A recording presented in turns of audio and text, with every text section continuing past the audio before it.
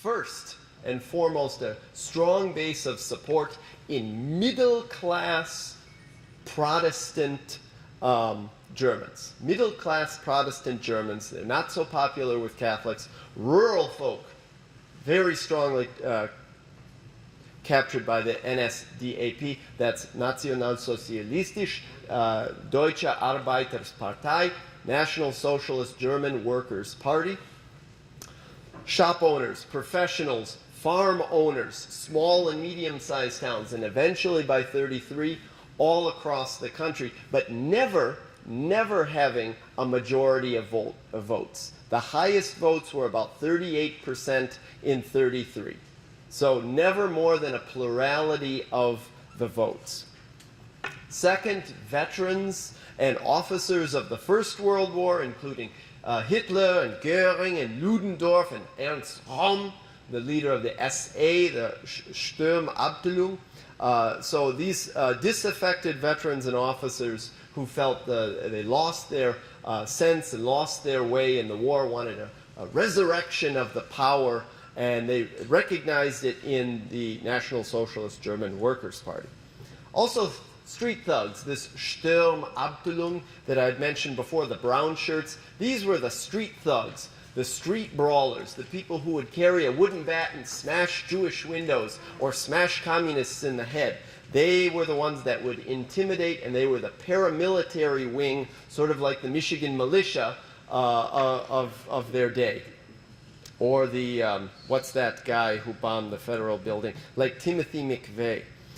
And also at the very end, near 1933, the high bourgeois, the highest capitalists, Krupp, Thyssen, Siemens, E.J. Farben, the biggest industrialists and capitalists, the very end in 33, swung their power behind Hitler and the National Socialists. So at the very crucial end, the top capitalists threw their power behind National Socialism, and this was sort of the crucial but last-minute support. So mostly the National Socialists are a middle-class party.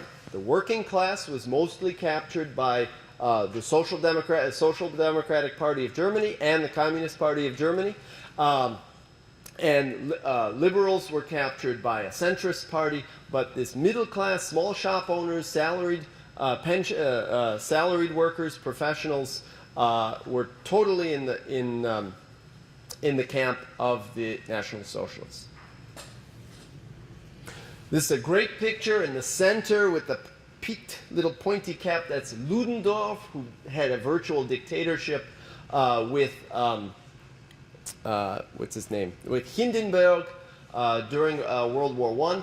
They, of course, fall after the institution of the Weimar Republic. And this is when they're on trial for the 1923 Munich Putsch. So you can see Hitler, you can see Ludendorff, and the little man in the back, this guy Frick, he eventually ends up at Nuremberg in 1946. So all the way back in 1923, you see sort of class character. The very kind of thick-looking man next to Hitler in the front, that's Ernst Röhm, the leader of the SA, the Sturmabteilung, that's the brown shirts. And they're really interesting in that they were the early left wing of the party. They were sort of the semi-socialistic wing of the party, and they all get destroyed and get replaced by the SS, which are all right-wing. So the National Socialists had both left-wing and right-wing elements. The left-wing elements are later destroyed. So impact of the Great War. What's going on in the Great War, meaning World War I?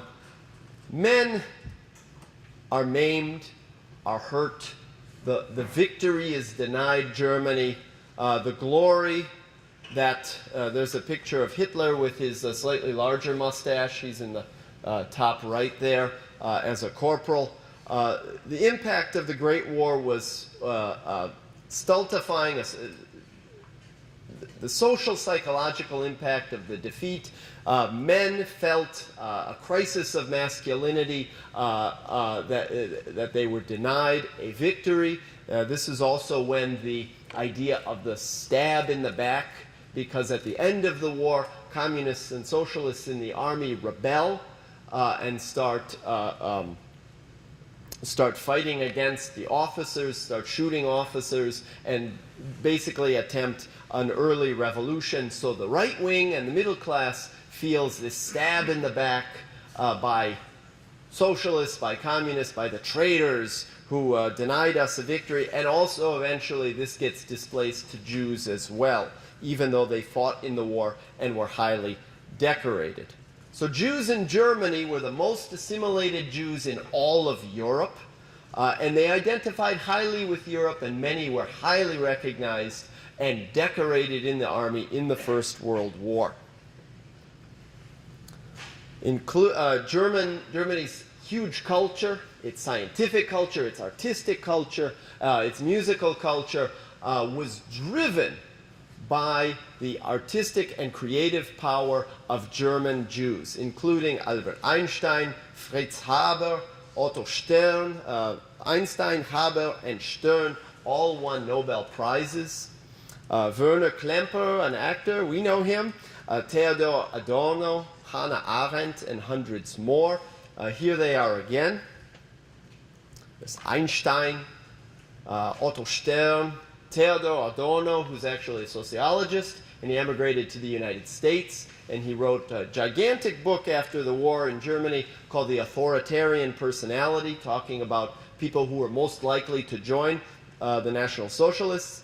We have Fritz Haber. He's an interesting character. He is principally responsible for the development of the poison gas in World War I.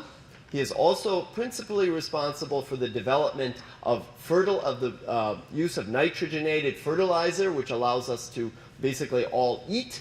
And his inventions, discoveries, and labs eventually develop the Zyklon B, which was used in the gas chambers. And Fritz Haber was a Jew. He died on his way to Palestine in 1934 after he refused to work for the Nazis. Fritz Haber is a very interesting character to think about his life and work and its contradictory elements. Our man who was born in Germany, a German Jew who would play Commandant Colonel Klink, Werner Klemperer, who was also a German Jew, and the writer Hannah Arendt, who would later write the book Eichmann in Jerusalem in the 1960s. Hannah Arendt was a great observer of totalitarian movements.